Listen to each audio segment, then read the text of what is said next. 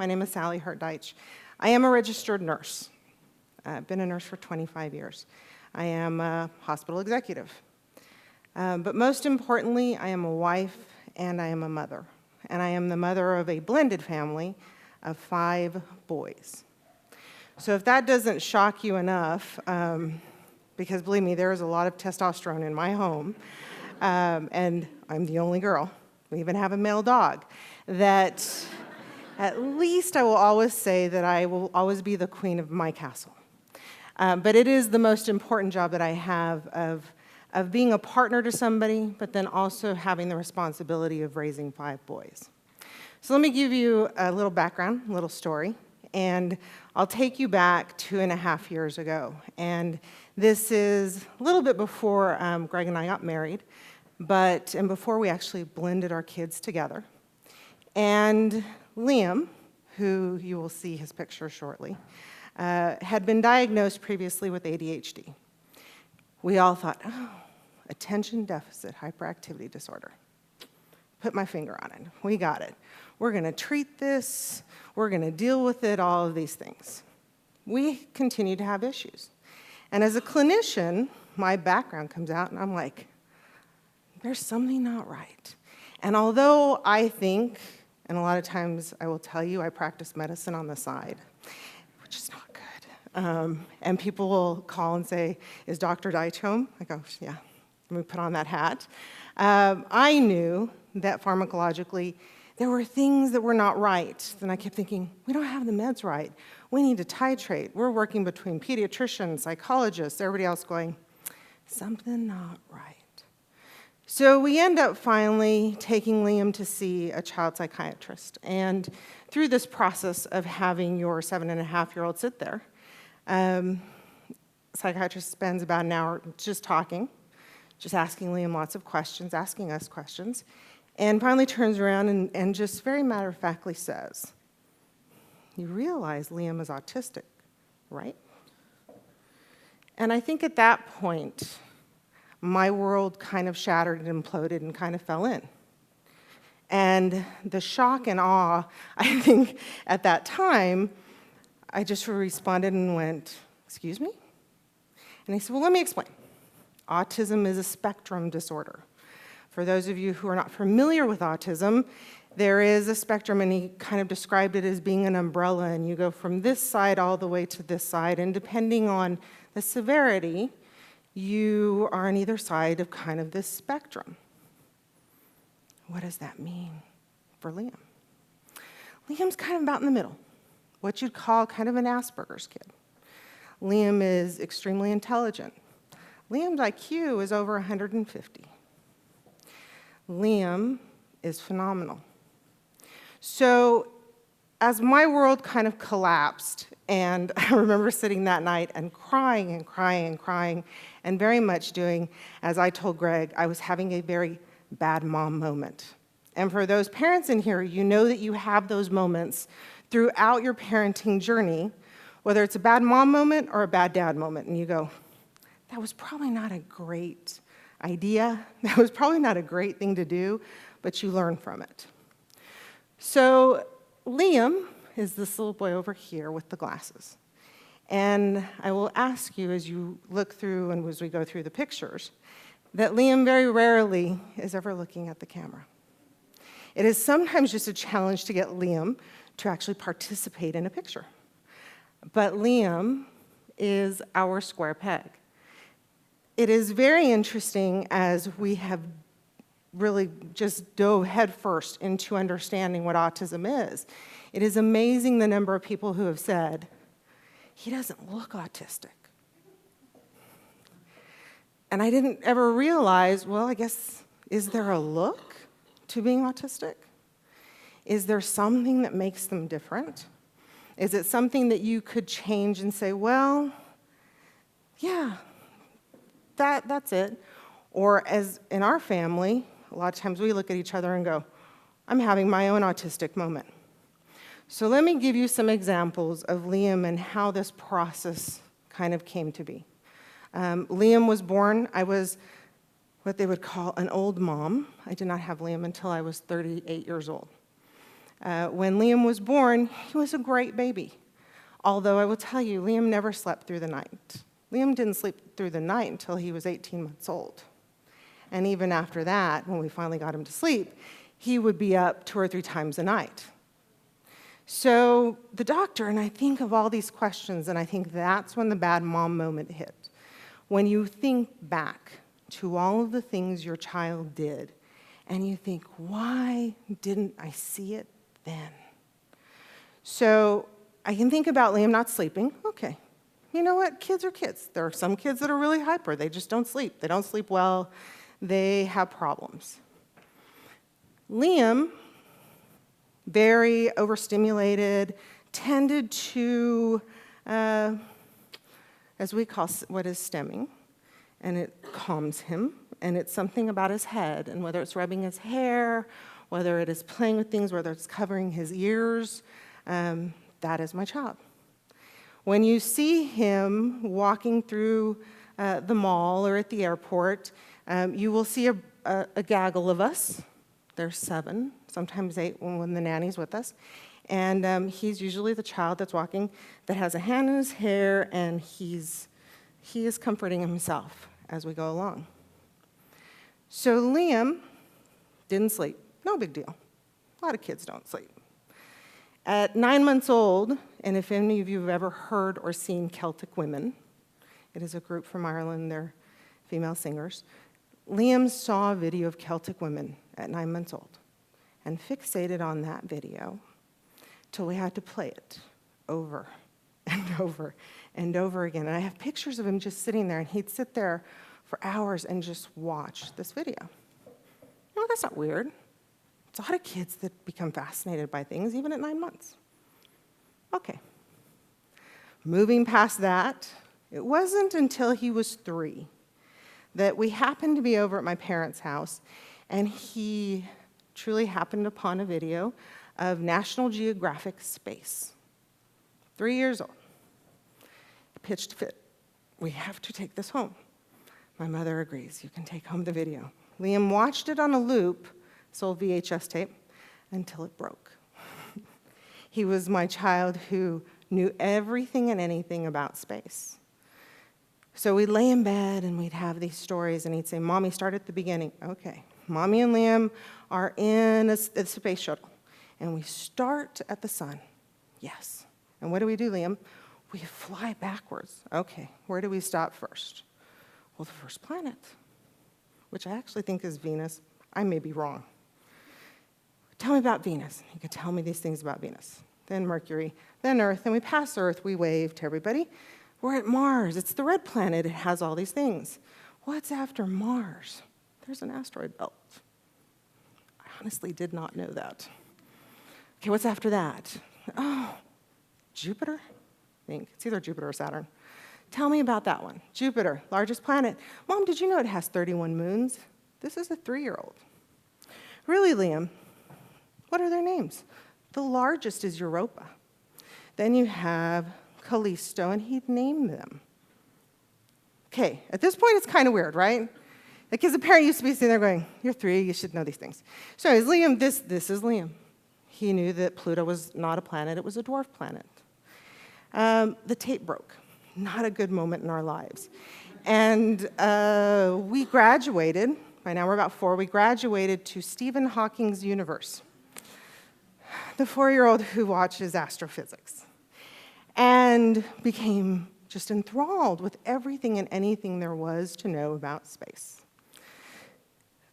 These are the gaggle. Liam, of course, has his back to the camera, but he's in the picture. We have success. So moving on, we soon figure out that Liam is just, you know what, at that point you're thinking, yeah, he's just impulsive. He's hyper. He's a normal child, but probably lacks some discipline, probably lacks some focus. It must be me. It's bad parenting. I'm working too much. I'm not spending enough time with them. I'm not helping the situation. Another bad mom moment. Lots of times, and And a lot of us as parents love to put guilt on our own shoulders and have our own martyr moments and say, this was all me and we missed it. We start school. Now I'll tell you, initially, he's in a very Montessori-ish program. It was very free-flowing. It was impossible to catch it. And it wasn't until he got into actual school, into public school in first grade, and by the grace of God, he ended up being at my sister's elementary school. And the first year she said, I don't know if it's him or the classroom. She said, but I was doing an observation, and they were kind of out of control. She said, but I don't know if it's him or just that there's a lack of structure. So we tested him.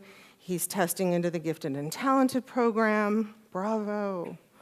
She said, next year we're going to put him in the GT class, and that teacher is extremely structured. So we'll see. Second grade, 86 days of lunch detention, 2 in-school suspensions. And the second one was for pushing down a little girl and calling her a whore. You're in the second grade. Where do you even hear that word? And how would you know contextually how to use that to a woman or a female? So imagine all of the horrible things that are going through my mind of why is this happening. So working with my sister, the counselors, we need to get him evaluated. We need to do a full-blown psych eval, which we do. It's ADHD. Your child has ADHD, and pretty severe ADHD. We don't normally medicate children at this age, but in this case, we really need to try something. Great. So we change diet, we put him on medicine. Remarkable. 2nd to 3rd grade, I will tell you, great improvement. We went from 86 days to 6 days of detention. Bingo. Eureka, I have found it. This is what it is. Didn't explain all the other things that were happening. And to give you kind of a flavor for our little Liam, is that Liam fixates on things. So obviously space. Space still continues to this day. But in the 1st grade, it was snakes. He was the only child I know that went in on career day and said, I want to be a herpetologist. Every other 1st grader looked at this child like, I don't even know what that means, okay? But he could tell you by snake, especially venomous snakes, and he'd ask you how much you'd weigh, and then in his head he would figure out how much venom needed to be injected in you to kill you. 1st grader. Okay.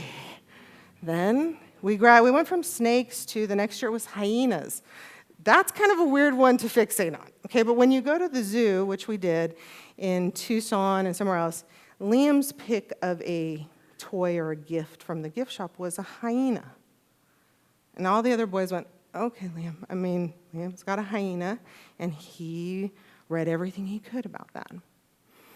We've moved from multiple things to, let's see, infectious disease was the last year.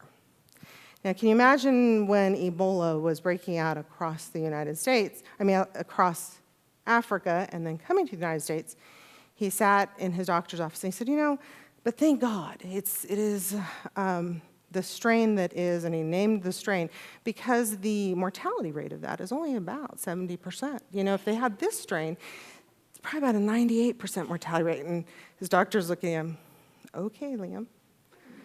So, while to us he is extremely fascinating, and I tell you all of the things that are incredible about him and what he's able to grasp and study and understand, it also is probably one of the biggest fears and challenges that we as a family deal with. Because there isn't just one child in our family, there's 4 others. And we have this conversation very often about how do you balance the needs of the 4 to the needs of the 1. And all of his brothers, and I will tell you this story about his oldest brother, Zachary. who on the day we found out, Zachary came home, and I literally was a disaster. Was crying, and all the boys had gone to bed, and Zach was still up, and he walked in, and he said, "Sally, why are you crying, Dad? Why is Sally crying?" I mean, he was very upset. And Greg tried to explain to him, Liam was diagnosed, and he's autistic, and we're trying to consume as much information as possible. And Zachary said, "Why are you crying?" And I said, "You know, Zach, because I'm mourning. I am, as a mother, thinking of all the things my child will not do. That to this day, he doesn't have friends. He doesn't get invited to birthday parties. He doesn't do the normal things." And Zachary looked at me and said, "But that's why God gave him 4 brothers that will love him no matter what." And that child, as much wisdom as he had at 11 years old to say that, brought me comfort that no one will ever understand. So Liam actually does go to summer camp. And as you can see, in even his summer camp pictures, he doesn't ever stand with the boys. He's always a little bit removed because he really doesn't want them to touch him. But at least we're making small steps. So we as a family, snakes. My husband doesn't like this picture because he doesn't like snakes, but Liam loves them. He is different. And there is one thing that we say a lot in our family, is that what is not always fair may be equal, and what is sometimes equal is not always fair. And so the needs of the children, all 4 and 5 of them, are very different. And as parents, we have to change what we do, how we do, and how we monitor and move their worlds around to make sure that we meet the needs of all, whether it's fair or not. These are all different pictures of different times where we have really tried to bring him in to being part of us. And I will tell you that when you look at autism and the spectrum and you say, well, what is this?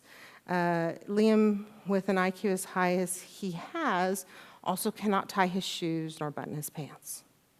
So the day-to-day world that he lives in is very different. He's a mainstream student. He's in a normal classroom.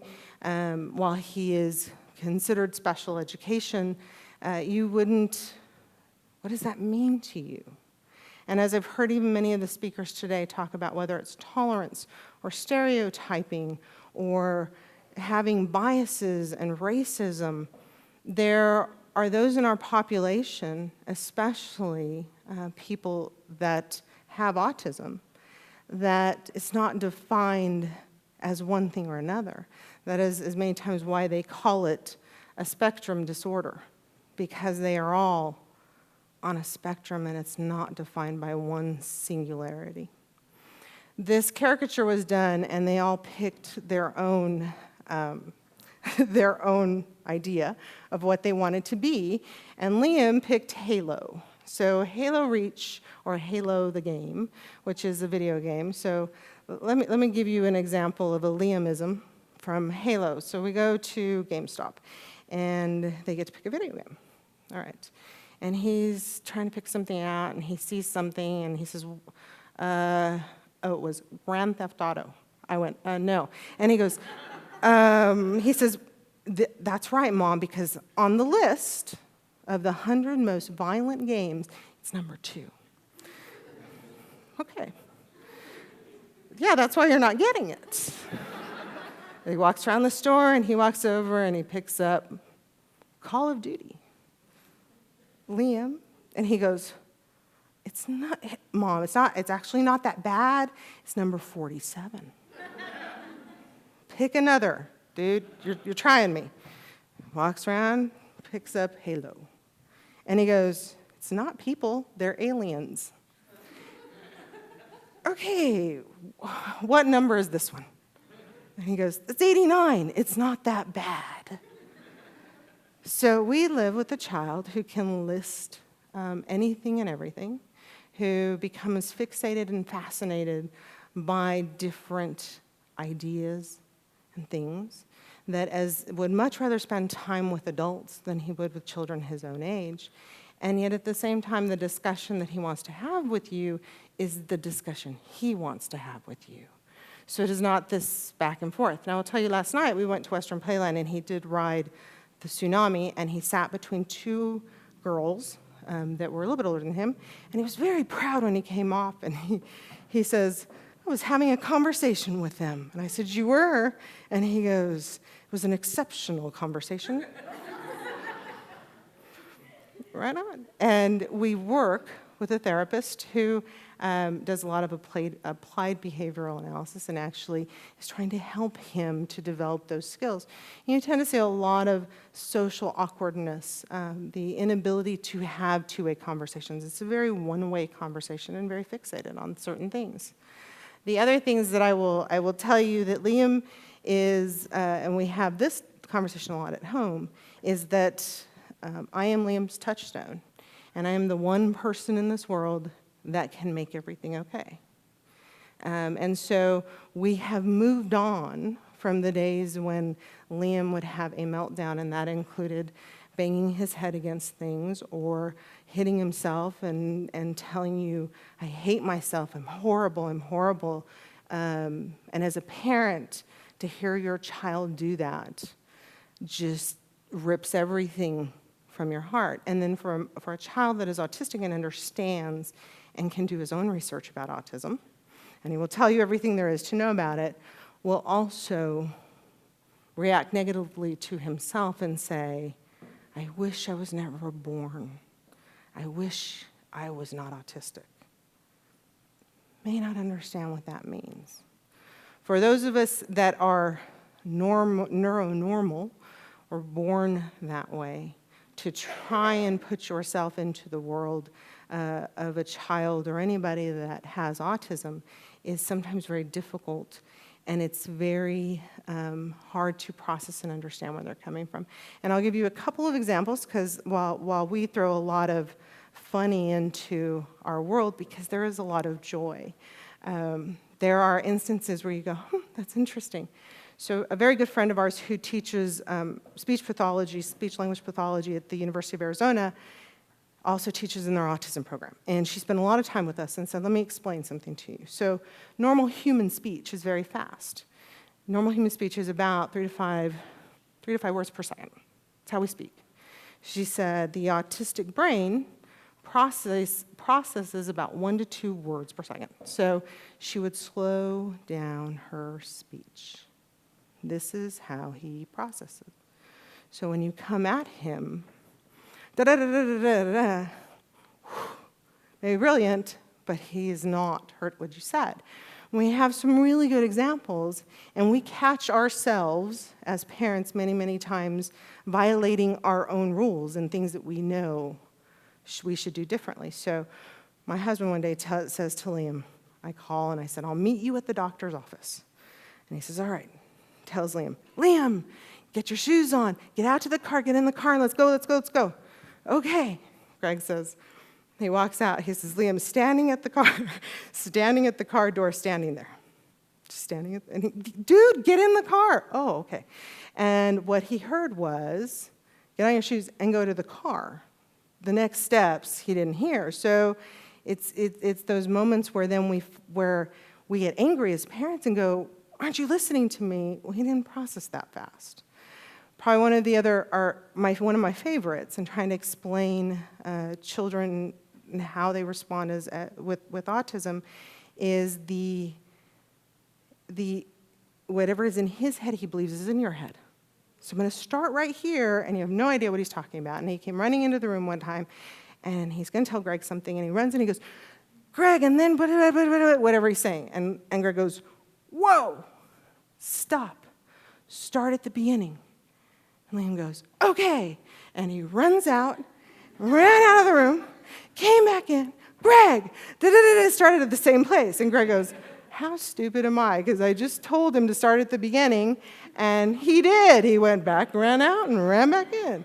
So it is everything is very finite. It is what you asked for. It is not interpretive.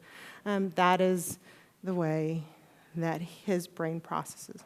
and it is a learning experience every day. Our other 4 children have their own specialness and special needs to them as well. And just because they're not defined by any single diagnosis or anything else, they're all special in their own rights and different in their own ways. And we have, as we say, the teenager now, he's 13, who has completely lost all sense of a brain, I think, and is doing things that we go, Zachary, I mean, really? He actually asked us, when did you know I was a teenager? And I remember we looked at each other, and my husband goes, 13, dude. Teen is the operative word. Oh, wow, figure that one out. We have the other child who's very OCD, who is Liam's best partner in the world, because you have chaos mixed with, let me line it out for you. They are great partners. And we have the other child, the youngest, who is as headstrong as his father, but yet the size, he's almost as big as the 8-year-olds. And the last 8-year-old, who in his own right, in his own little attention deficit world, they all complement each other. So the love of a family isn't about what is defined as a label, but it is looking past that and loving all your children for who they are, but looking at a child that has autism and making his different world fit into the normal world, and those of us in the normal world to be able to accept it. So when you see us walking through the airport, there usually is 8 of us. Most people just feel sorry for us, but we don't want anybody's pity. We don't want anybody to go, oh, look at those crazy people. We love our kids, we love our family, and the experiences that they bring us every day. So with that, thank you very much. Thank you for entertaining me.